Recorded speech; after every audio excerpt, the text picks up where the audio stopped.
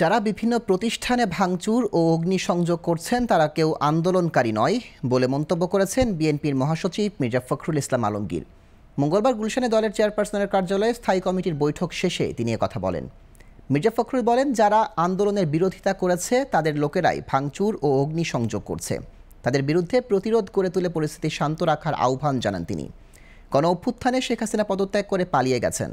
আগামী 24 ঘন্টার মধ্যে অন্তর্বর্তীকালীন সরকার গঠনের আহ্বান জানান বিএনপির মহাসচিব।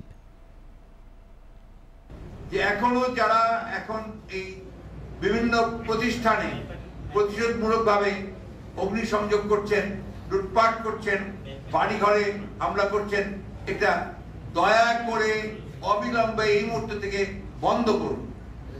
যারা এটা করছেন তারা কেউ এই আন্দোলনের লোক নন। তারা সবাই কিন্তু আপনার যারা আন্দোলনের বিরোধিতা করেছে তারা এবং তাদের লোকেরাই করছে।